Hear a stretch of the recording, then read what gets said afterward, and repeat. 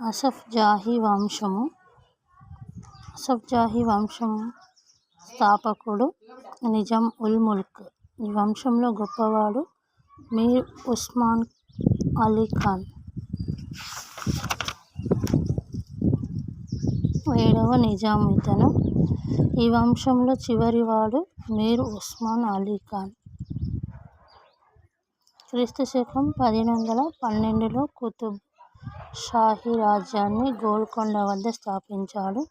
గోల్కొండ రాజ్యాన్ని 1687లో ఔరంగజేబు మొఘల్ సామ్రాజ్యంలో విలీనం చేశాడు.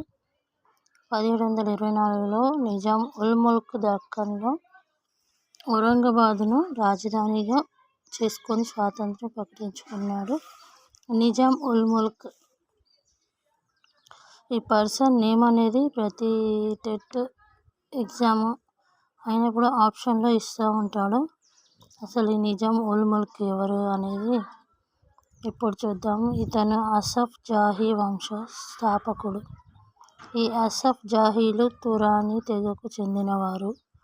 పర్షియా ఔరంగజేబు తురానీ తెగకు చెందిన మీర్ కమ్రుద్దీన్కు ఉన్నత పదవిని కట్టబెట్టాడు. ఔరంగజేబు మీర్ కమ్రుద్దీన్కు చిన్ కిలిచ్ ఖాన్, కుర్రకత్తి వీరుడు అనే బిరుదును ప్రదానం చేశాడు. హర్షియర్ కాలంలో దక్కన్ సుబేదారుగా మీర్ కమ్రుద్దీన్ నియమించబడి ఫతేజంగ్, నిజాం ఉల్ ముల్క్ అనే బిరుదులను పొందాడు. మీర్ కమ్రుద్దీన్కు అసఫ్ జా అనే బిరుదును ఇచ్చినది మహమ్మద్ షా రంగీలా.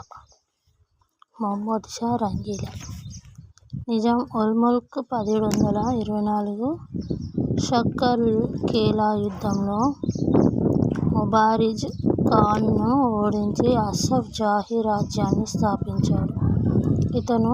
ఇతని రాజ్యంలో బీదర్, బీజాపూర్, బీరార్, ఔరంగాబాద్, ఖాందీష్, గోల్కొండ ప్రాంతాలు ఉన్నాయి. ఇతను 1728లో ముష్గావ్ సంధిని మరాఠా పీష్వా అయిన బాజీరావు I చేసుకున్నాడు. 1738లో మహమ్మద్ షా ఆదేశంతో మరాఠాలపై దండెత్తి భోపాల్ యుద్ధంలో ఓడిపోయి దుర్రా సరాయి సంధిని చేసుకున్నాడు. నాదిర్ షాతో మహమ్మద్ షా రంగీలాకు శాంతి ఒప్పందం కుదర్చడంలో